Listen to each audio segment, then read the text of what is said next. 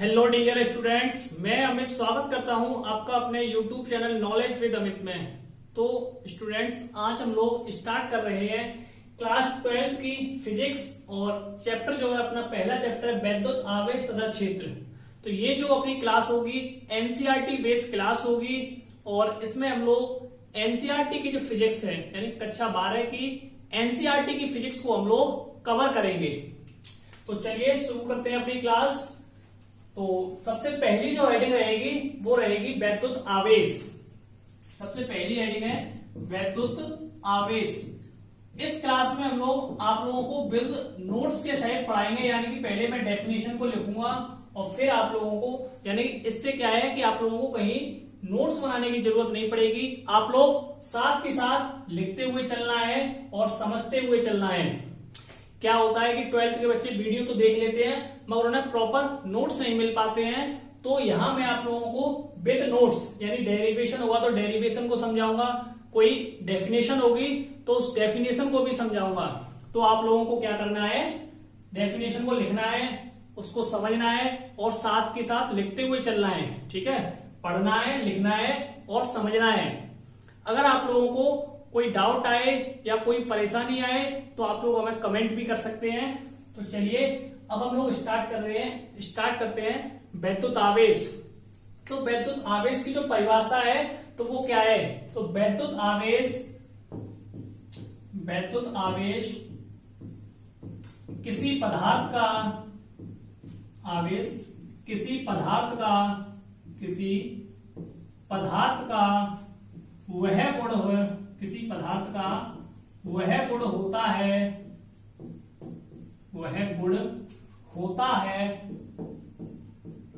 जिसके कारण वस्तु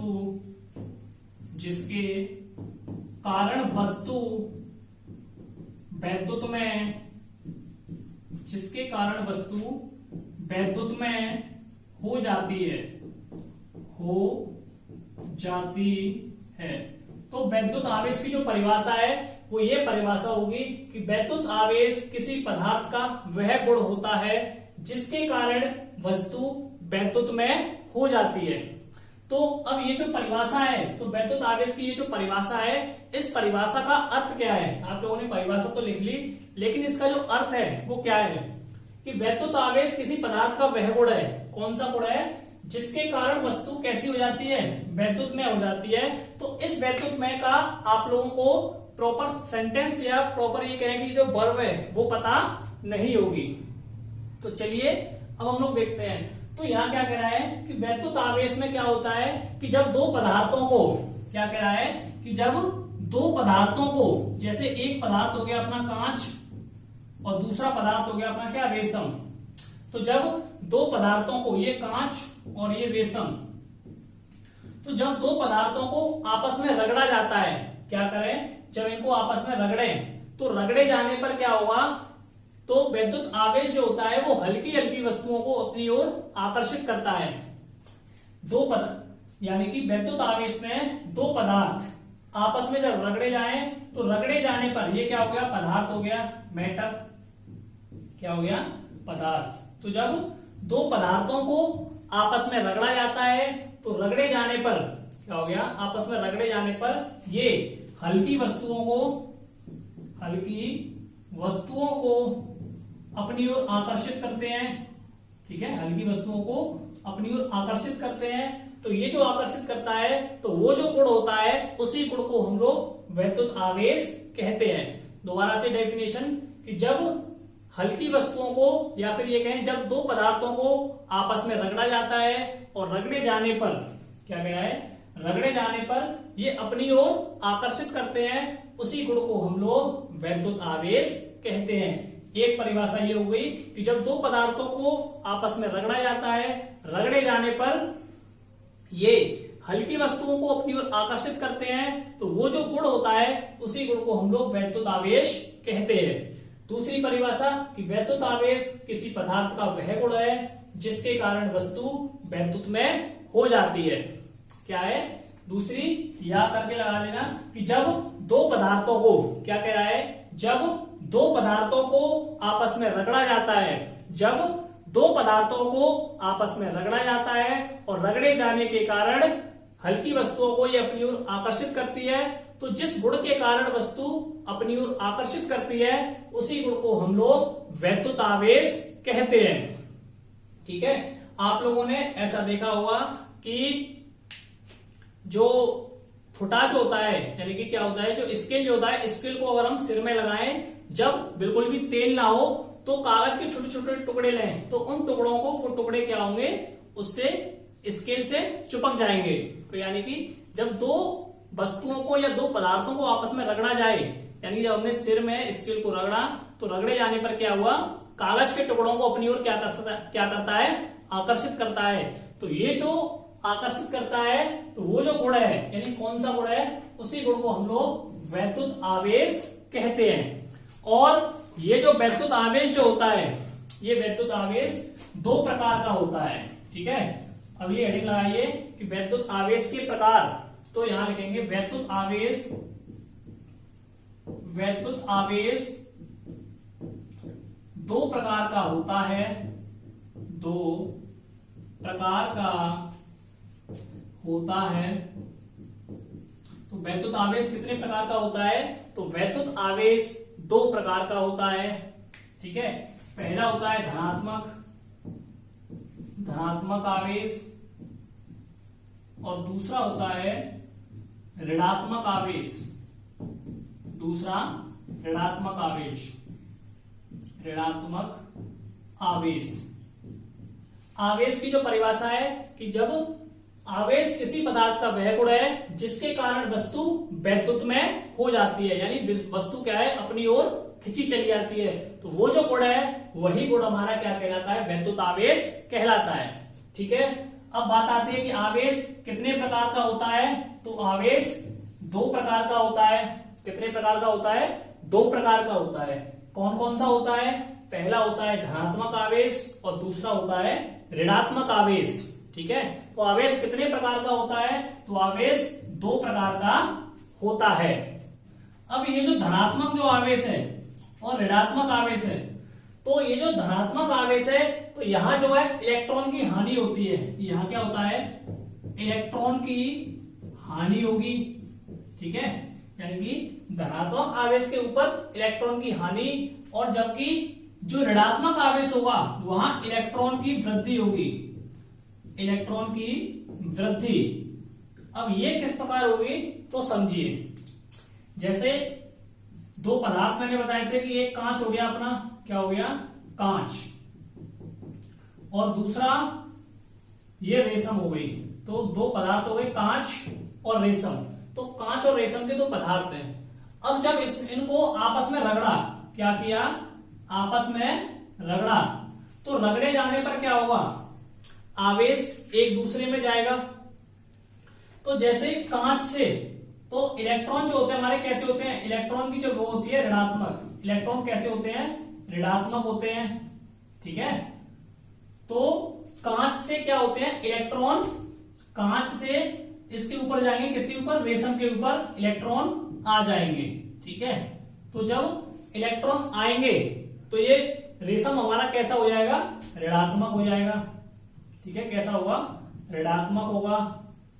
तो यहां कहने का अर्थ यह है कि अगर इलेक्ट्रॉन आ रहे हैं, अगर इलेक्ट्रॉन आ रहे हैं, ठीक है, तो वो वस्तु कैसी होगी, ऋणात्मक होगी। अगर इलेक्ट्रॉन जा रहे हैं, क्योंकि इससे जा रहे हैं, तो ये जो वस्तु है ये धनात्मक होगी। ठीक है, यहां क्या कह रहा है कि दो वस्तु हो गई। अगर ये सुनिए कि ये वस्तु है अपने पास, इसके पास समान मात्रा में इलेक्ट्रॉन और समान मात्रा में प्रोटॉन, मतलब प्लस माइनस दोनों आवेश है। अगर इससे 4 इलेक्ट्रॉन निकल जाए, बाहर आ जाएं, 4 की जगह अगर 2 ही निकल जाएं, 2 इलेक्ट्रॉन बाहर आ गए, तो ये वस्तु कैसी रहेगी, जब 2 इलेक्ट्रॉन बाहर आ गए तो ये वस्तु 4 इस पे कैसे रहेगा, प्लस के रहेंगे। तो कहने का अर्थ है कि अगर इलेक्ट्रॉन बाहर निकले या इलेक्ट्रॉन की क्या हो, हानि हो, तो हमारी वस्तु कैसी होगी, धनात्मक होगी। ये कैसी हो जाएगी, धनात्मक हो जाएगी। ठीक है, इलेक्ट्रॉन की हानि यानी इलेक्ट्रॉन इससे बाहर निकल रहे हैं। आप ध्यान से सुनिए, अगर इलेक्ट्रॉन बाहर निकले तो धनात्मक। अगर कोई वस्तु है उस पे इलेक्ट्रॉन बाहर से लाएं, ठीक है। अब जैसे पहले बराबर 2 यानी 2 इलेक्ट्रॉन थे, 2 प्रोटॉन थे, अगर बाहर से इस पे 5 इलेक्ट्रॉन आ गए, बाहर से 5 इलेक्ट्रॉन और आ गए, तो ये वस्तु कैसी हो गई? ऋणात्मक हो गई। कैसी हो गई? ऋणात्मक हो गई, ठीक है। तो अगर इलेक्ट्रॉन की वृद्धि हो रही है तो वस्तु ऋणात्मक होगी। अगर इलेक्ट्रॉन की बढ़ोतरी हो रही है, ठीक है, यहां क्या हो रहा है? हानि और वृद्धि। अगर इलेक्ट्रॉन मिल रहे हैं, अगर इलेक्ट्रॉन जैसे ये आ रहे हैं, इलेक्ट्रॉन इस दिशा से आ रहे हैं तो वस्तु ऋणात्मक होगी, ठीक है। और इलेक्ट्रॉन अगर जा रहे हैं, इलेक्ट्रॉन बाहर निकल रहे हैं, इलेक्ट्रॉन बाहर निकल रहे हैं तो वस्तु धनात्मक होगी, ठीक है। ये फंडा आप लोगों को समझना है। क्या? कि अगर इलेक्ट्रॉन आ रहे हैं, ठीक है, अगर इलेक्ट्रॉन जो है किसी पे आ रहे हैं, अगर इलेक्ट्रॉन यहां पे क्या है? आ गए, तो वस्तु कैसी होगी? ऋणावेश होगी या ऋणात्मक होगी, ठीक है। और अगर इलेक्ट्रॉन बाहर निकल रहे हैं, इलेक्ट्रॉन क्या है? बाहर जा रहे हैं, तो ये जो वस्तु है धनावेशित हो जाएगी, ठीक है। और या धनावेशित ना कहेंगे तो वस्तु धनात्मक हो जाएगी। तो आवेश जो है अपने 2 प्रकार के होते हैं, एक ऋणावेश, एक धनावेश। आप लोगों को यह समझना है कि अगर इलेक्ट्रॉन की हानि हो रही है, अगर इलेक्ट्रॉन की हानि हो रही है तो ऋणात्मक आवेश, अगर इलेक्ट्रॉन की वृद्धि हो रही है तो ऋणात्मक आवेश। अब आवेश में ही एक नोट लिखना है आप लोगों को, क्या? कि सजातीय आवेश, सजातीय आवेश एक दूसरे को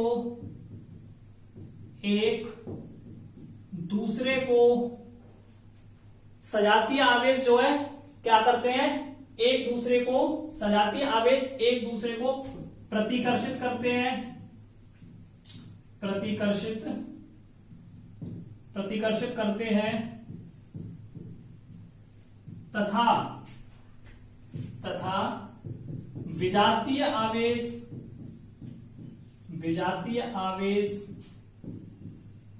एक दूसरे को आकर्षित करते हैं, एक दूसरे को आकर्षित करते हैं। देखिए क्या कह रहा है? सजातीय आवेश, सजातीय का अर्थ है कि दोनों प्लस प्लस हो, ठीक है, ये प्लस और दूसरा प्लस। अगर सजातीय आवेश है एक दूसरे को, सजातीय आवेश इधर से और सजातीय आवेश ही इधर से, दोनों की दिशा एक जैसी है, ठीक है, दोनों का मुंह एक ही तरफ है। सजातीय आवेश एक दूसरे को प्रतिकर्षित करते हैं। क्या करते हैं? प्रतिकर्षित। तो प्रतिकर्षित का अर्थ है कि ये दूर भागेंगे, दूर भागेंगे। अगर हम एक जैसों को लाएंगे, आपस में एक जैसों को बढ़ाएंगे तो क्या होंगे? वो दूर भागेंगे, ठीक है। सजातीय आवेश चाहे तो प्लस के हों और चाहे नेगेटिव के हों, ठीक है। नेगेटिव की एक यानी कि सजातीय आवेश हो गए, इनको भी अगर पास पास लाया जाए, ठीक है, एक दूसरे के पास लाया जाए तो ये क्या होंगे? दूर भागेंगे। कहने का अर्थ ये समझना है कि सजातीय आवेश एक जैसे आवेश चाहे प्लस प्लस के हों चाहे माइनस माइनस के हों, अगर एक जैसे आवेश हैं तो वो क्या होंगे? दूर भागेंगे। दूर भागने का अर्थ है कि वो प्रतिकर्षित होंगे। विजातीय आवेश, विजातीय आवेश का जो अर्थ है कि जैसे एक प्लस का और दूसरा माइनस का, एक प्लस और एक माइनस, विजातीय आवेश एक दूसरे को आकर्षित करते हैं। तो ये जो होंगे ये क्या होंगे? आकर्षित करेंगे। आकर्षित का मतलब है कि ये पास में आ जाएंगे, पास में आ जाएंगे, पास में आ जाएंगे। सजातीय आवेश एक दूसरे को प्रतिकर्षित करते हैं। अगर एक जैसा आवेश है दूर भागेंगे, एक जैसा आवेश है दूर भागेंगे। विजातीय आवेश, विजातीय आवेश मतलब एक जैसा, अलग अलग। विजातीय का मतलब असमान। सजातीय का आप लोग लिख सकते हो कि समान आवेश, और विजातीय के लिए लिख सकते हो असमान आवेश। असमान आवेश एक दूसरे को, अगर असमान है, एक प्लस है एक माइनस है, पास में आएंगे। एक माइनस और एक प्लस है, अगर इन्हें भी पास में लाया जाएगा तो ये क्या होंगे, पास में आ जाएंगे। एक बार दोबारा से रिवाइज करा देता हूं। सबसे पहली हेडिंग वैद्युत आवेश। तो वैद्युत आवेश पदार्थ का वह गुण है जिसके कारण वस्तु वैद्युतमय हो जाती है। डेफिनेशन आएगी कि वैद्युत आवेश किसे कहते हैं। तो आप लोगों को क्या लिखना है कि वैद्युत आवेश किसी पदार्थ का वह गुण है जिसके कारण वस्तु वैद्युतमय हो जाती है। ठीक है, वैद्युत आवेश किसी पदार्थ का वह गुण है जिसके कारण वस्तु वैद्युतमय हो जाती है। या फिर आगे पूछा जाएगा कि आवेश जो है, आवेश कितने प्रकार का होता है। तो आवेश दो प्रकार का होता है, धनात्मक ऋणात्मक। ठीक है, कितने प्रकार का होता है आवेश, दो प्रकार का, धनात्मक ऋणात्मक। अगर धनात्मक आवेश है तो उसके ऊपर इलेक्ट्रॉन की हानि होगी। जैसे धनात्मक आवेश है तो धनात्मक आवेश कब रहेगा, जब उससे इलेक्ट्रॉन बाहर जाएंगे। ठीक है, इलेक्ट्रॉन बाहर जाएंगे। अगर इलेक्ट्रॉन बाहर जा रहे हैं तो वस्तु धनावेशित कहलाएगी। और अगर इलेक्ट्रॉन अंदर आ रहे हैं, इलेक्ट्रॉन बाहर जाएंगे और इलेक्ट्रॉन अंदर आएंगे, बस ये आप लोगों को ध्यान रखना है। अंदर आए तो देखिए, अगर इलेक्ट्रॉन बाहर जा रहे हैं वस्तु धनावेशित होगी, इलेक्ट्रॉन अंदर आ रहे हैं वस्तु ऋणावेशित होगी। ठीक है, अगली हेडिंग है समान आवेश या सजातीय आवेश एक दूसरे को प्रतिकर्षित करते हैं। प्रतिकर्षित का अर्थ है कि वो दूर भागते हैं। अगर एक जैसे आवेश हैं दूर भागेंगे यानी प्रतिकर्षित करते हैं। तथा समान आवेश तथा असमान आवेश, असमान का अर्थ है विजातीय आवेश, एक दूसरे को आकर्षित करते हैं। तो यहां ये हमारी पहली जो हेडिंग है वैद्युत आवेश जो है कंप्लीट होती है। अब हम लोग देखते हैं वैद्युत आवेश के मात्रक। आप लोगों को अच्छी तरह ढंग से समझना है। एक बार नहीं, मैं दो बार समझाऊंगा, आपको अच्छी तरह समझना है। फिर अच्छी तरह आपको अपने नोट्स बनाते हुए चलना है। पहली बात क्या करनी है कि आपको नोट्स बनाते हुए चलना है। सिर्फ वीडियो देखने से काम नहीं चलेगा, आप लोगों को अच्छे प्रॉपर तरीके से नोट्स बनाने हैं। नोट्स बनाते हुए चलना है जिससे बाद में आप लोगों को कोई भी परेशानी ना हो। फिर लास्ट में क्या करते हैं बच्चे कि इंपॉर्टेंट पढ़ने की कोशिश करते हैं। तो इसलिए आप लोगों को एक ही काम करना है, अपने हाथ से बनाए हुए नोट्स लिखने हैं। अगर आप लोग हाथ से लिखोगे उतने ज्यादा ही अच्छे नंबर लाओगे। तो इसलिए आप लोग हाथ से लिखिए। मैं भी यहाँ बोर्ड पे लिख रहा हूं, तो जो मैं लिख रहा हूं वो उस चीज को आप लोग उतारते हुए चलिए। अगर आप लोग अच्छी तरह अपने हैंड रिटन नोट्स बनाओगे तो 90 प्लस की गारंटी ये रहेगी मेरी कि मैं यहाँ आपको लोगों को 90 प्लस का करवाऊंगा। ठीक है, तो अब हम लोग देखते हैं आवेश के मात्रक। अब जो अपनी नेक्स्ट हेडिंग है वो है आवेश का मात्रक। आवेश के मात्रक। तो आवेश के जो मात्रक होते हैं वो क्या होते हैं। ठीक है, तो सबसे पहले हम लोग मात्रा देखते थे एसआई सिस्टम में। किसमें, एसआई पद्धति में जो आवेश का जो मात्रक है। तो देखिए आवेश का जो फॉर्मूला होता है वो क्या होता है। तो एक फॉर्मूला है धारा बराबर आवेश बटे समय। क्या होता है कि धारा बराबर होता है आवेश बटे समय। धारा को हम लोग बोलते हैं आई, तो आई बराबर आवेश को बोलते हैं क्यू और समय को बोलते हैं टी। तो ये तो जो फॉर्मूला है ये है धारा का, हमें निकालना है आवेश। तो आवेश बराबर क्या होता है, तो आवेश बराबर होता है धारा इंटू समय। तो आवेश बराबर क्या निकला, धारा इंटू समय। तो ये आवेश का फॉर्मूला हो गया। क्या होता है, अगर हमें किसी वस्तु का आवेश निकालना है तो हम लोग क्या करेंगे, धारा का समय के साथ मल्टीप्लाई करेंगे। अब यहां देखिए ये जो धारा का जो मात्रक है, तो धारा का मात्रक होता है एम्पियर। धारा का मात्रक एम्पियर होता है। तो ये आप लोगों ने 10th क्लास में पढ़ा होगा। ठीक है, तो धारा का मात्रक एम्पियर। और इस सवाल से आवेश वाले ये जो फॉर्मूला है इससे आप लोगों ने 10th क्लास के अंतर्गत न्यूमेरिकल भी किए होंगे इलेक्ट्रिसिटी वाले चैप्टर से। तो धारा का मात्रक एम्पियर। समय का जो मात्रक है, तो समय का मात्रक होता है अपना क्या, सेकंड क्या होता है, सेकंड। तो यहां से मात्रक जो निकला किसमें, एसआई सिस्टम में, तो मात्रक निकला एम्पियर मल्टीप्लाई सेकंड, एम्पियर और सेकंड। एक और जो मात्रक होता है वो होता है हमारा क्या, एम्पियर इंटू सेकंड हो गया पहला तो, और इसको हम लोग लिख सकते हैं ऐसे एएमपी एंड सेकंड। ठीक है, तो इस प्रकार से भी हम लोग इसको लिख सकते हैं। एक और जो दूसरा जो मात्रक होगा और में लगाएंगे वो लगाएंगे कूलाम। क्या लिखेंगे, कूलाम। ठीक है, तो ये भी क्या है, आवेश का मात्रक होता है। तो ये जो कूलाम है इसे हम लोग इसे C से प्रदर्शित करते हैं, C से क्या करते हैं, इसे प्रदर्शित करते हैं। तो आवेश का जो यहां से जो मात्रक निकला, तो आवेश का जो मात्रक निकला वो क्या निकला, कूलाम, या तो हम कूलाम भी कह सकते हैं और दूसरा कह सकते हैं ampere multiply second, ampere dot second. तो आवेश के दो मात्रक होते हैं और ये जो दो मात्रक हैं ये हैं एसआई सिस्टम में। कौन से में, एसआई में। अब हमने सीजीएस पद्धति में, किसमें, सीजीएस में, सीजीएस। तो सीजीएस की जो फुल फॉर्म होती है ये आप लोगों ने 11th क्लास में फिजिक्स में पढ़ी होगी, सेंटीमीटर ग्राम सेकंड। तो सीजीएस में जो मात्रक होता है तो वो होता है आवेश का स्टेट कूलाम। क्या होता है, स्टेट कूलाम। ठीक है, क्या होता है, स्टेट कूलाम। ठीक है, तो इसे एस सी, तो इसे एस सी से प्रदर्शित करते हैं।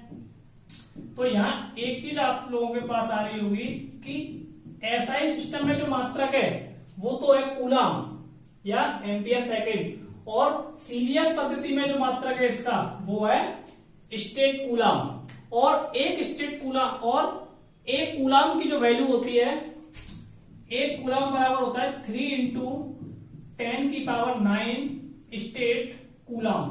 ठीक है, क्या होता है, एक कूलाम की जो वैल्यू है, तो एक कूलाम के अंदर कितने स्टेट कूलाम होते हैं। अगर क्वेश्चन में ऐसे पूछा जाए कि एक कूलाम के अंदर कितने स्टेट कूलाम होते हैं, तो आप लोग क्या कहोगे कि एक कूलाम के अंतर्गत, यानी एक कूलाम बराबर 3 इंटू 10 की पावर 9 स्टेट कूलाम। ठीक है, तो ये अपने मात्रक जो है, आवेश के मात्रक क्लियर होते हैं। अब हम लोग देखते हैं अपनी नेक्स्ट हेडिंग, वो है वैद्युत आवेश का संरक्षण।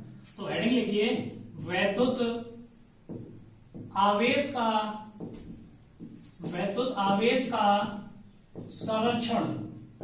क्या है, वैद्युत आवेश का संरक्षण। तो सबसे पहले मैं इसकी परिभाषा लिखवाऊंगा। तो इसकी जो परिभाषा है कि आवेश को ना तो उत्पन्न किया जा सकता है। क्या कह रहा है, आवेश को ना तो उत्पन्न किया जा सकता है, ना तो उत्पन्न किया जा सकता है, तथा ना ही नष्ट किया जा सकता है, नष्ट किया जा सकता है। तो देखिए, वैद्युत आवेश का संरक्षण, तो इसकी जो परिभाषा कह रही है कि आवेश को ना तो हम लोग उत्पन्न कर सकते हैं। क्या कह रहा है कि ना तो हम इसको उत्पन्न कर सकते हैं और ना ही हम इसको नष्ट कर सकते हैं। तो वैद्युत आवेश के संरक्षण की जो परिभाषा है वो क्या याद रखनी है कि आवेश को ना तो हम लोग उत्पन्न कर सकते हैं और ना ही उसको हम लोग नष्ट कर सकते हैं। तो आवेश जो रहेगा वो हमेशा कैसा रहेगा, देखिए कि एग्जाम्पल की बात की जाए तो जैसे कि ये अपनी कांच की छड़ हो गई। ठीक है, क्या हो गया, कांच की छड़, कांच की छड़, और ये अपना रेशम का टुकड़ा हो गया। क्या हो गया, रेशम का टुकड़ा। तो अब हमने क्या किया कि ये जो कांच है, जब इन दोनों को आपस में रगड़ा या इससे टच किया तो क्या हुआ, जैसे मान लीजिए कि कांच से 4 इलेक्ट्रॉन, कांच से 4 इलेक्ट्रॉन क्या हुए, इसके ऊपर आ गए, किसके ऊपर, रेशम के ऊपर। तो जब 4 इलेक्ट्रॉन आएंगे तो इसका मतलब क्या है कि माइनस के 4 हो जाएगा। जब 4 इलेक्ट्रॉन आए तो कितने आ गए, तो 4 इलेक्ट्रॉन क्या है, कांच की छड़ से माइनस हो गए। तो कांच की छड़ से इलेक्ट्रॉन कितने गए, तो इससे गए 4 इलेक्ट्रॉन। रेशम के पास कितने इलेक्ट्रॉन आए, 4 आए। कांच की छड़, और कांच की छड़ से कितने गए, तो वो भी 4 गए। तो ये माइनस के 4, ये प्लस के 4, तो टोटल कितना रहा, 0 रहा। तो इस 0 का क्या अर्थ है कि आवेश को ना तो हम उत्पन्न कर सकते हैं, ना तो यहां उत्पन्न हुआ और ना ही यहां नष्ट हुआ। तो जो नेट जो आवेश है, क्या है कि जो नेट आवेश होगा, नेट आवेश हमेशा कितना होगा, 0 होगा। ठीक है, तो नेट आवेश हमेशा कितना होगा, 0 होगा। आई बात समझ में कि आवेश को ना तो हम नष्ट कर सकते हैं और ना ही आवेश को हम उत्पन्न कर सकते हैं। एक कांच की छड़ से जैसे हमने इसके पास दिए 8 इलेक्ट्रॉन, तो माइनस के 8 जाएगा, और इससे कितने गए, यानी रेशम के टुकड़े के पास 8 आए और इससे कितने गए, 8 ही इससे गए, तो -8 प्लस के 8 टोटल 0। तो कहने का मतलब है कि आवेश को ना तो हम नष्ट कर सकते हैं और ना ही इसको हम लोग उत्पन्न कर सकते हैं। ठीक है, तो इस प्रकार सिंपल सी डेफिनेशन है और ये आप लोगों को याद करनी है। अब हमारी जो नेक्स्ट हेडिंग है वो क्या है, आवेश का क्वांटीकरण। अगली जो हेडिंग है वो है आवेश का क्वांटीकरण। तो चलिए अब हम लोग देखते हैं आवेश का क्वांटीकरण। तो अगली अब हेडिंग लगाइए आवेश का क्वांटीकरण। आवेश का क्वांटीकरण, या तो हम लोग इसे कहते हैं क्वांटीकरण या कहते हैं परमाणुकता। तो हेडिंग हो गई आवेश का क्वांटीकरण या परमाणुकता। ठीक है, आवेश का क्वांटीकरण या आवेश का क्वांटीकरण या परमाणुकता। तो इसकी जो डेफिनेशन है, तो सबसे पहले आप लोग डेफिनेशन लिखिए। तो इसकी डेफिनेशन है कि विद्युत आवेश को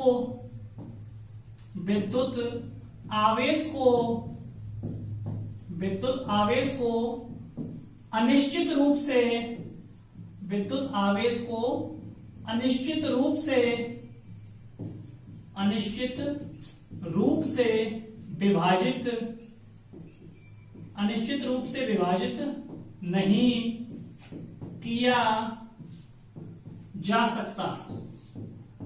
तो इसकी जो डेफिनेशन है वो क्या है कि विद्युत आवेश को, तो विद्युत आवेश जो होगा, क्या होगा, आवेश जो होगा उसको हम लोग अनिश्चित रूप से विभाजित नहीं कर सकते।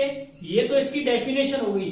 अब आप लोग समझ लीजिए कि हम किस प्रकार से विभाजित नहीं कर सकते। जैसे कि आवेश जो होगा वो अपना क्या होगा, Q।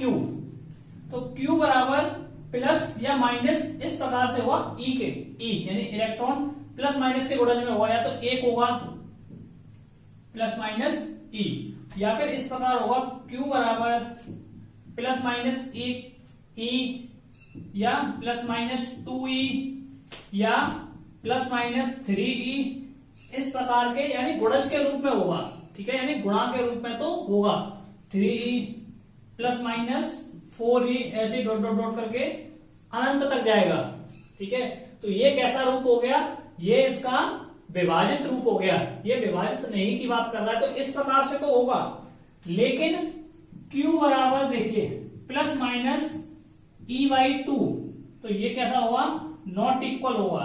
ठीक है, कैसा होगा, नॉट इक्वल, इस प्रकार से नहीं होगा। ठीक है, विभाजित नहीं कर सकते, यानी यहां भाग नहीं जाएगा। इसको हम लोग गुणा तो कर सकते हैं, इलेक्ट्रॉन यानी कि आवेश का हम लोग क्या कर सकते हैं, गुणा तो कर सकते हैं, लेकिन भाग नहीं दे सकते। ठीक है, plus minus 2E/2 plus minus 3E/2 plus minus 4E/2, ऐसे ही डॉट डॉट डॉट करके अनंत तक। तो क्वांटीकरण या परमाणुकता की जो डेफिनेशन है कि विद्युत आवेश को अनिश्चित रूप से विभाजित नहीं किया जा सकता। यानी मल्टीप्लाई हम लोग कर सकते हैं, गुणा के रूप में तो हम लोग लिख सकते हैं, लेकिन विभाजित यानी कि भाग के रूप में हम लोग नहीं लिख सकते। ठीक है, तो ये बात आप लोगों की समझ में अच्छी तरह से आ गई होगी। अब हम लोग देखते हैं सबसे मोस्ट इंपॉर्टेंट जो नियम है, अगला मोस्ट इंपॉर्टेंट नियम है। अब जो अपना नियम है वह कूलाम का नियम, कूलाम का नियम। और ये जो नियम है बहुत ही इंपॉर्टेंट नियम है, ठीक है। तो आप लोग इसको मोस्ट इंपॉर्टेंट लिख लीजिए। क्या लिख लीजिए? मोस्ट इंपॉर्टेंट, ठीक है। तो कूलाम का नियम अब हम लोग समझते हैं। तो देखिए कूलाम का जो नियम है, ये दो बिंदु हो गए। क्या हो गए? दो बिंदु हो गए, ठीक है। दो बिंदु हो गए और ये बिंदु कैसे हैं? स्थित हैं। कैसे हैं? स्थित हैं। स्थित का मतलब है कि ये रुके हुए हैं, ठीक है। कैसे हैं? रुके हुए। तो सबसे पहले ध्यान से समझिए कूलाम के नियम को। क्या कह रहा है? दो स्थिर बिंदु, दो स्थिर बिंदु, ये बिंदु स्थिर है। एक का नाम दे दिया हमने Q1 और दूसरे का नाम दे दिया Q2। तो दो स्थिर बिंदु आवेश, और ये बिंदु कैसे हैं? बहुत छोटे हैं, ठीक है। कैसे हैं? बहुत छोटे हैं। ये कहें कि बड़े बड़े ये बिंदु नहीं है। तो दो स्थिर बिंदु हैं। पहली बात याद रखनी है आपको कि बिंदु लेने हैं, और दूसरी बात ये याद रखनी है कि ये स्थिर हो, ठीक है। दो स्थिर बिंदु आवेश, तो आवेश है, एक का नाम Q1 और दूसरे का नाम Q2। तो दो स्थिर बिंदु आवेशों को मिलाने वाली, यानी कि इनको एक रेखा कैसी हो? मिलाने वाली। क्या कह रहा है? दो स्थिर बिंदु आवेशों को मिलाने वाली रेखा। तो ये रेखा हो गई, ठीक है। दो स्थिर बिंदु आवेशों के बीच, समझिए कि दो स्थिर बिंदु, तो दो स्थिर बिंदु हो गए। आवेशों के बीच लगने वाला, इनके बीच बल लगे, आकर्षण लगे और चाहे प्रतिकर्षण लगे। दो स्थिर बिंदु, दो स्थिर बिंदु हो गए, ये इनका आवेश हो गया। आवेशों के बीच लगने वाला आकर्षण या प्रतिकर्षण। देखिए अगर ये प्लस है और ये प्लस है, अगर समान आवेश होता है तो क्या होता है? जैसे प्लस प्लस हो तो क्या होगा? प्रतिकर्षण होगा, ठीक है। प्रतिकर्षण। माइनस माइनस हो तो प्रतिकर्षण होगा, ठीक है। अगर प्लस माइनस और माइनस प्लस तो क्या होता है? आकर्षण होता है, ठीक है। ये मैंने आप लोगों को पहले समझा दिया है। तो अगर अब समझिए दो स्थिर बिंदु आवेशों के बीच लगने वाला, दो स्थिर बिंदु आवेशों के बीच लगने वाला आकर्षण या प्रतिकर्षण बल, इनकी बीच की दूरी के, यहां से यहां तक की जो दूरी है, बीच की दूरी के वर्ग के व्युत्क्रमानुपाती होता है। तो अब आप लोग इसकी जो डेफिनेशन है वो डेफिनेशन लिखिए, और फिर हम लोग डेफिनेशन के द्वारा समझते हैं। तो जो डेफिनेशन है वो क्या है? दो स्थिर बिंदु आवेशों के बीच, दो स्थिर बिंदु आवेशों के बीच लगने वाला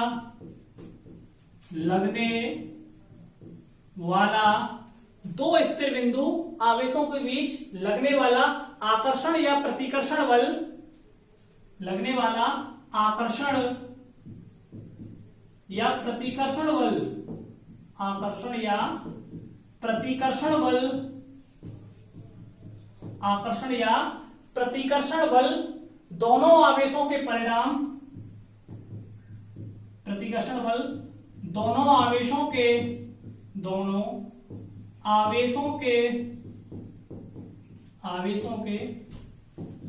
परिमाणों के अनुक्रमानुपाती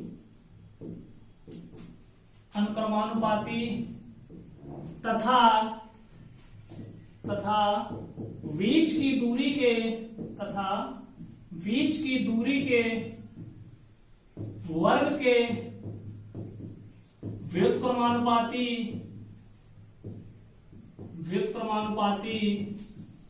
होता है।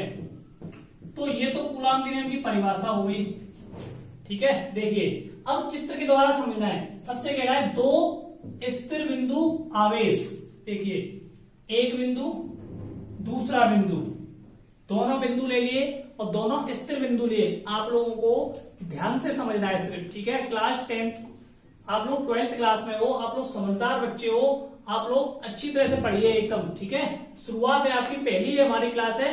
अगर आप लोग यहाँ ध्यान से समझोगे तो आपको आगे भी समझ में आएगा। अगर आप लोग यहां नहीं समझोगे तो आपको आगे भी कठिनाई होगी। तो देखिए, दो स्थिर बिंदु आवेश, तो एक पर Q1 आवेश और दूसरे पर Q2 आवेश, दो स्थिर बिंदु आवेश, तो इनके बीच लगने वाला आकर्षण या प्रतिकर्षण बल, तो इनके बीच जो बल लगेगा, ठीक है, इनके बीच जो बल लगेगा या तो लगे आकर्षण और या फिर लगे प्रतिकर्षण। तो ये आपको पता है कि आकर्षण कब लगेगा, आकर्षण जब लगेगा एक पर प्लस हो, इस पर प्लस हो, इस पर माइनस हो। अगर विजातीय आवेश होता है यानी कि अलग अलग असमान आवेश होता है तो प्रतिकर्षण बल कार्य करेगा, ठीक है। और अगर समान आवेश है, एक जैसा आवेश है, तो जो बल लगेगा वो कैसा लगेगा, प्रतिकर्षण लगेगा। और अगर अलग अलग आवेश है तो आकर्षण बल कार्य करेगा।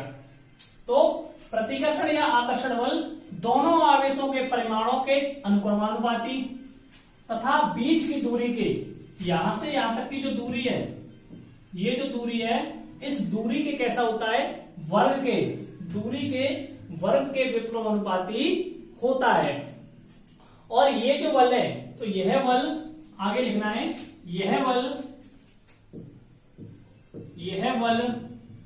तो ये जो बल है, यह बल दोनों आवेशों के, यह बल दोनों आवेशों के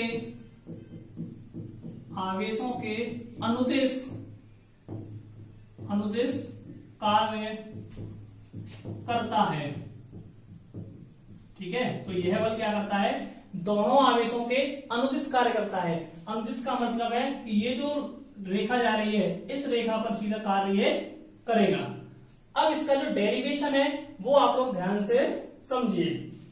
देखिए, तो सबसे पहले लगा है दो स्थिर बिंदु आवेश, तो आवेश हो गया, तो कितना हो गया, Q1 दे रखा है और Q2 दे रखा है। देखिए, दो स्थिर बिंदु आवेशों के बीच लगने वाला आकर्षण या प्रतिकर्षण बल दोनों आवेशों के परिमाणों के अनुक्रमानुपाती, यानी कि इनके कैसा होगा ये, तो यहां लिखेंगे F अनुक्रमानुपाती Q1 और Q2, ठीक है।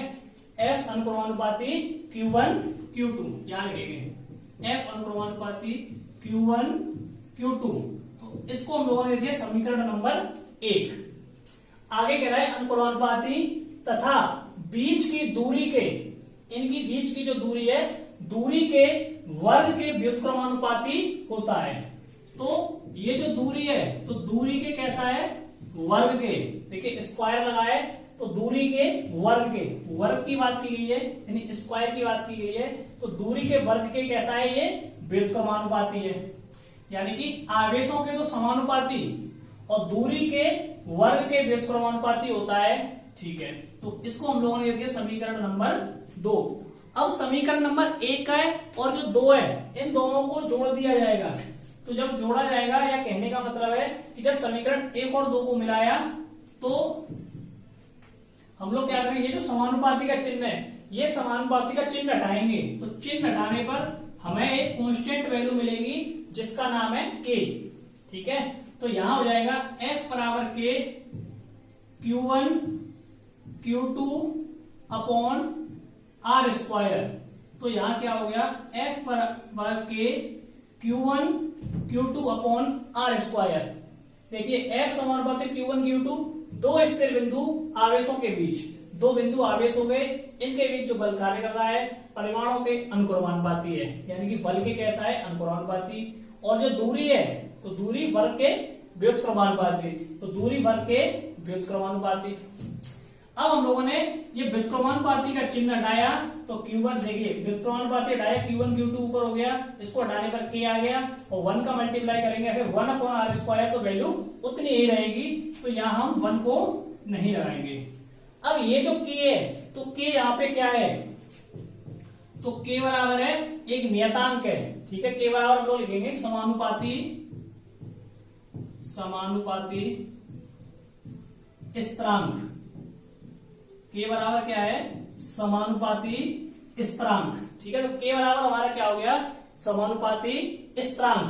अब यहां से जो K की जो वैल्यू होगी, के बराबर के की जो वैल्यू होती है वो होती है के बराबर 1/4 पाई एप्सिलॉन नॉट। देखिए के बराबर के की जो वैल्यू होगी वो क्या होगी, के बराबर होता है 1/4 पाई एप्सिलॉन नॉट। इसको हम लोग क्या कहते हैं, इसको कहते हैं एप्सिलॉन, एप्सिलॉन नॉट। ठीक है, इसको हम लोग नॉट भी कह सकते हैं या जीरो भी कह सकते हैं। ठीक है, एप्सिलॉन जीरो और या फिर एप्सिलॉन नॉट, इतना आ गया। और ये जो एप्सिलॉन है, एप्सिलॉन को हम लोग क्या कहते हैं, एप्सिलॉन नॉट को, तो एप्सिलॉन नॉट को हम लोग कहते हैं निर्वात की वैद्युतशीलता। एप्सिलॉन नॉट को हम लोग कहते हैं निर्वात की वैद्युतशीलता, निर्वात की वैद्युतशीलता। ठीक है, तो यहां आप लोगों को ध्यान रखना है कि देखिए के क्या है, समानुपाती स्थिरांक। के की जो वैल्यू होती है वो होती है 1/4 पाई एप्सिलॉन जीरो। ठीक है, ये के की वैल्यू होती है। और एप्सिलॉन जीरो, एप्सिलॉन नॉट, ये निर्वात की वैद्युतशीलता। अब देखिए आगे, तो अब ये जो एप्सिलॉन जीरो है या एप्सिलॉन नॉट जो है, इसका जो मान होता है तो वो होता है 8 इंटू 10 की पावर, देखिए 8.85 इंटू 10 की पावर 12। ठीक है, एप्सिलॉन नॉट का जो मान होता है 8.85 इंटू 10 की पावर -12। ठीक है, ये एप्सिलॉन नॉट की जो वैल्यू होती है। तो यहां से अच्छा देखिए, ये एप्सिलॉन नॉट की वैल्यू आ गई 8.85 इंटू 10 की पावर -12। अब ऐसे ही 4 और इंटू पाई की वैल्यू 3.14 का इससे मल्टीप्लाई करेंगे। क्या कह रहा है, एक चीज समझिए ध्यान से, एप्सिलॉन जीरो की वैल्यू, इसकी वैल्यू ये, और 4 पाई का हम लोग अगर मल्टीप्लाई करते हैं, ठीक है, इंटू अगर मल्टीप्लाई इसका किया जाए तो यहां से के की जो वैल्यू आएगी, के का जो मान आएगा वो आएगा 9 इंटू 10 की पावर 9। ठीक है, के की जो वैल्यू आएगी वो कितनी आएगी, 9 इंटू 10 की पावर 9। ठीक है, तो अब एक चीज देखिए, के की वैल्यू कितनी आ गई, 9 इंटू 10 की पावर 9। तो ये जो फॉर्मूला है कूलॉम के नियम का, तो F बराबर इसकी जो वैल्यू आएगी, तो के की जगह हम लोग क्या रखेंगे, 9 इंटू 10 की पावर 9। देखिए सबसे पहले हम लोग लिखेंगे के बराबर, F बराबर 1/4 pi epsilon zero Q1 Q2 upon R square. एक तो हमारा फॉर्मूला ये हो गया। ठीक है, कूलॉम के नियम का फॉर्मूला ये हो गया।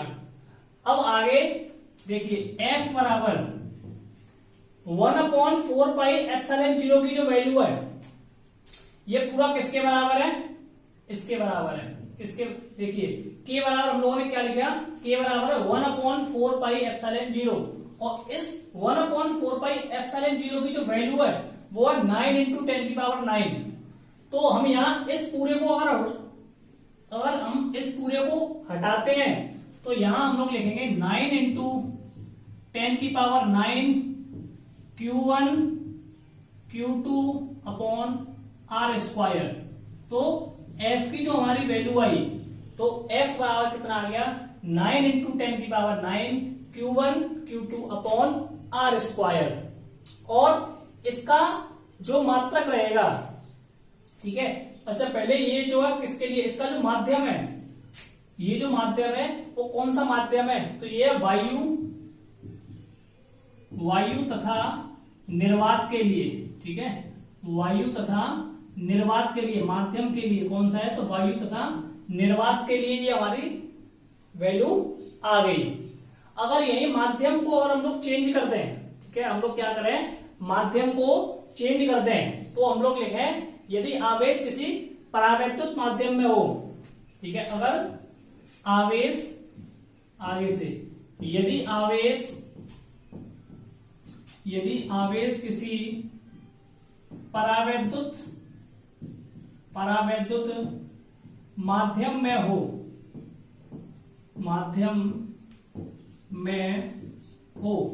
परावैद्युत का अर्थ है कि परावैद्युत माध्यम कौन सा होता है, जैसे मोम रबड़ हो, मोम रबड़ कांच, परावैद्युत हमारे होते हैं मोम रबड़ और कांच। तो ये हमारे कैसे होते हैं, परावैद्युत माध्यम होते हैं। आवेश जो है किसी दूसरे माध्यम में, यदि आवेश किसी परावैद्युत माध्यम में हो, जैसे मोम में, रबड़ में या फिर कांच में हो, तो वहां देखिए तो F बराबर 1/4πε0 और K भी जो है इसके साथ जुड़ जाएगा और Q1 Q2 upon R square हो जाता है। ठीक है, अगर किसी माध्यम जो है दूसरे माध्यम में हो, या तो मोम में हो या रबड़ में हो या फिर कांच में हो। ठीक है, अगर आवेश परावैद्युत माध्यम में है तो वहां जो फॉर्मूला बनेगा वो क्या बनेगा, F बराबर 1/4πε0 K Q1 Q2 upon R square. और यहाँ K जो है, K क्या है, परावैद्युत माध्यम का परावैद्युतांक। ठीक है, जहां K बराबर परावैद्युत माध्यम का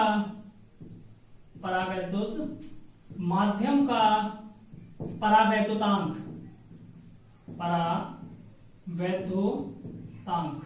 ठीक है, तो K बराबर क्या है, परावैद्युत माध्यम का परावैद्युतांक। लेकिन एक चीज याद रखिए कि लेकिन, ये आप लोग इससे कुछ नहीं हो रहा, आगे देखिए, लेकिन एप्सिलॉन नॉट, ये वाला एप्सिलॉन नॉट और K, ठीक है, एप्सिलॉन नॉट और K इसके बराबर होता है एप्सिलॉन। क्या होता है, एप्सिलॉन नॉट और K के बराबर होता है एप्सिलॉन। तो यहां जो हमारा फॉर्मूला निकलेगा वो क्या निकलेगा, F बराबर 1/4πε Q1 Q2 upon R square. ठीक है, तो हमारा फॉर्मूला क्या निकला कि F बराबर 1/4πε Q1 Q2 upon R square. और देखिए ये वायु तथा निर्वात के लिए था, वायु तथा निर्वात के लिए। तो वायु तथा निर्वात के लिए जो फॉर्मूला है वो क्या है, 1/4πε0 Q1 Q2 upon R square. ये वाला फॉर्मूला नंबर 1 हो गया। किसके लिए, जब माध्यम हमारा वायु में हो या निर्वात में हो। और यहां जो K की वैल्यू है, K की वैल्यू हमेशा 1 से कैसी होगी, ज्यादा होगी। ठीक है, वायु तथा निर्वात के लिए K की जो वैल्यू होगी वो हमेशा 1 से ज्यादा होगी। फॉर्मूला हमारा ये रहेगा। यहाँ इसमें और इसमें क्या फर्क है, वायु वाला माध्यम है या निर्वात वाला माध्यम है, तो यहाँ देखिए 0 लगा है।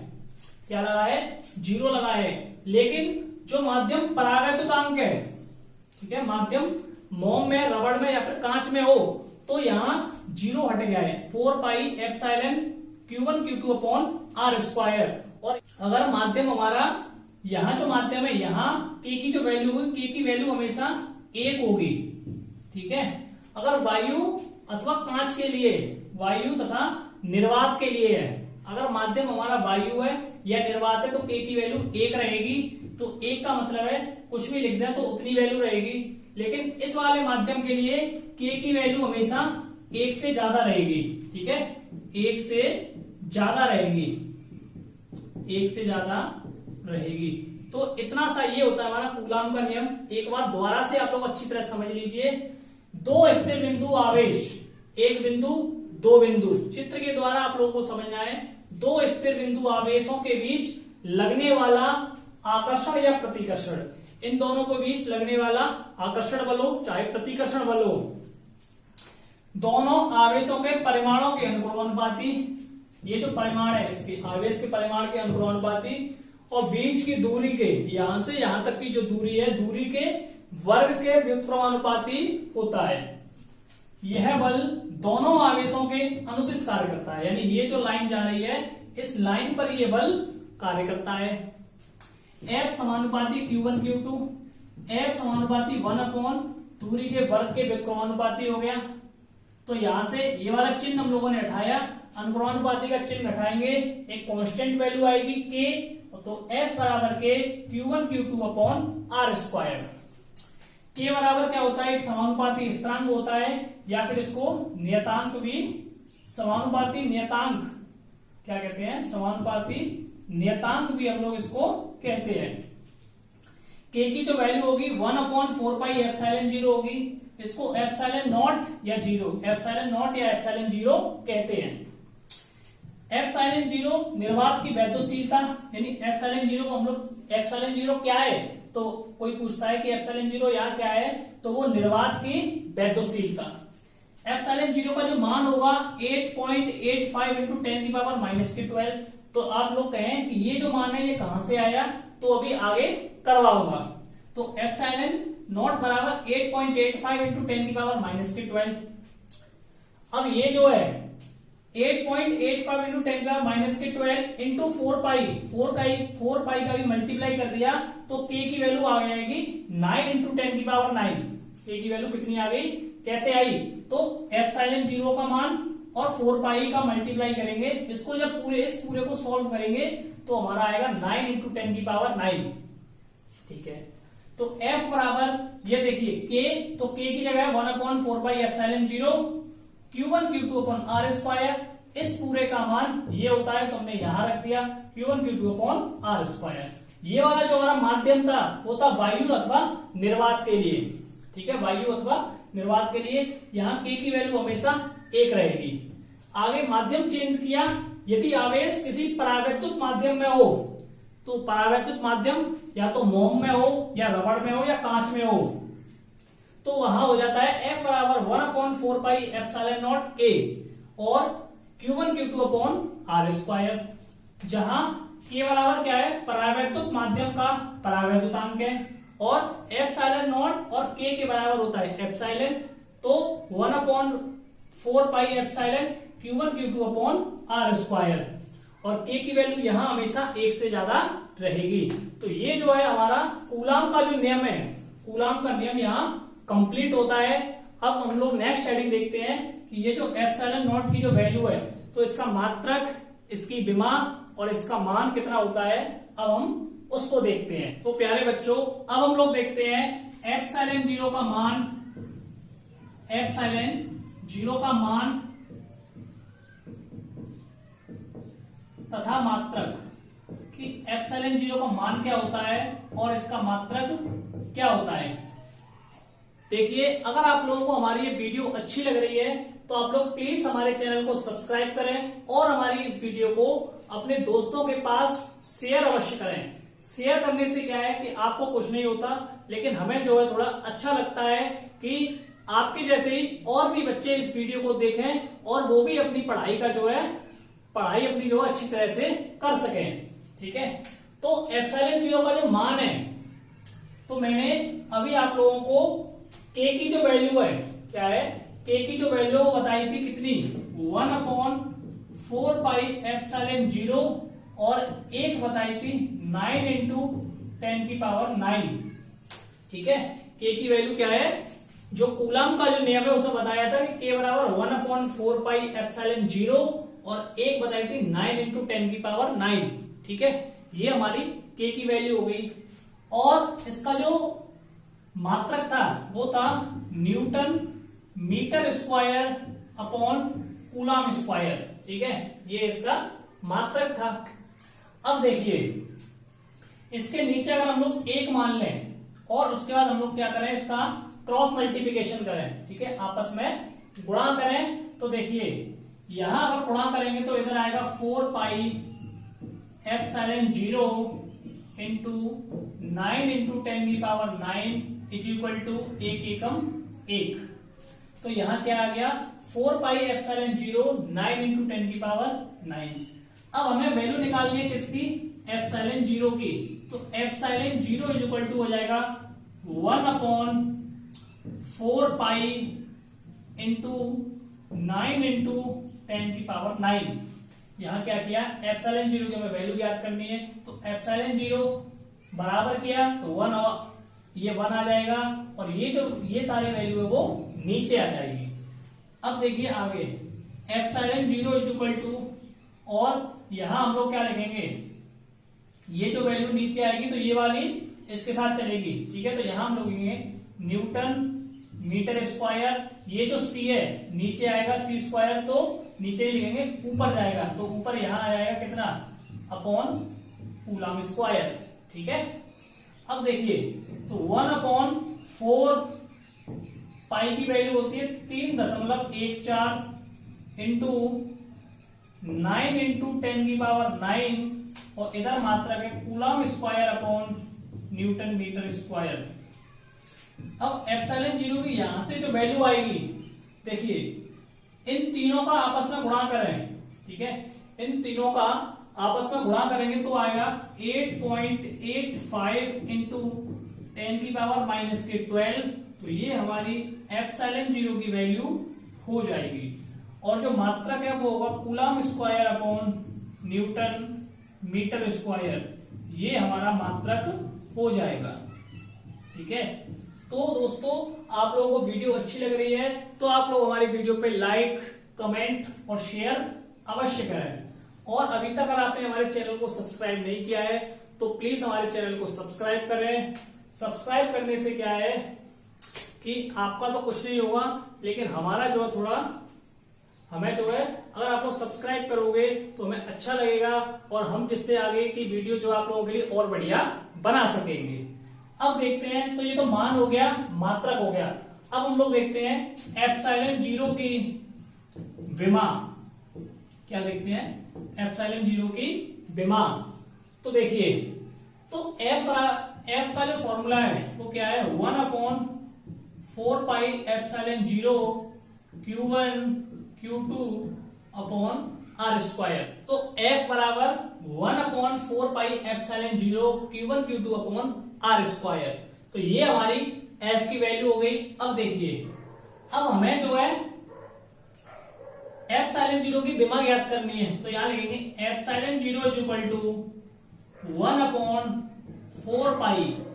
अब एप्सिलॉन जीरो यहां आ गया तो ये जो F है यहां आ जाएगा, तो यहां F, यहां लिखेंगे Q1 Q2 upon R square. अब आगे क्या करेंगे, epsilon zero is equal to 1/4 पाई।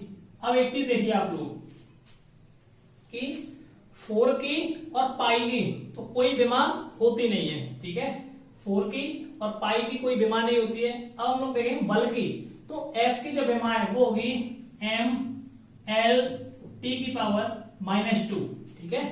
तो बल की जो विमा होगी वो क्या होगी, mL/T⁻²। अब ये जो R है, तो R की जो विमा होती है वो क्या होती है, L²। L होगी स्क्वायर में लगाया, यानी R की वैल्यू स्क्वायर में है तो ये भी क्या हो जाएगा, L² हो जाएगा। ऊपर देखिए एक जो है इसकी भी कोई विमा नहीं है। अब Q1, तो Q की जो विमा होगी वो होगी 80, ठीक है, Q की विमा होगी 80। तो दो है Q1 और Q2, तो एक की 80 और दूसरे की भी 80 हो जाएगी। अब देखिए आगे, तो epsilon zero is equal to, देखिए M एक ही है इस पूरे में। अब ये जो M है हमने जस्ट जैसा है वैसा लिख लिया। अब इस M पूरा क्या है, अब ये M ऊपर जाएगा तो M नीचे प्लस का है, ऊपर जाएगा तो माइनस का हो जाएगा, तो m⁻⁻1।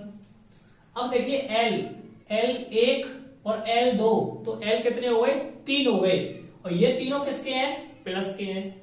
ऊपर जाएगा तो ये जो L है L⁻⁻3, ये भी कैसी हो जाएगी, माइनस की हो जाएगी, क्योंकि अगर कोई संख्या नीचे से ऊपर जाती है तो उसके साइन चेंज हो जाते हैं। अब हम लोग देखते हैं T, तो T⁻², ठीक है। अब ये ऊपर जाएंगे तो T की पावर कैसे हो जाएगी, +2, और एक T और एक T, तो T की पावर कितनी हो गई, ये 4 हो गई।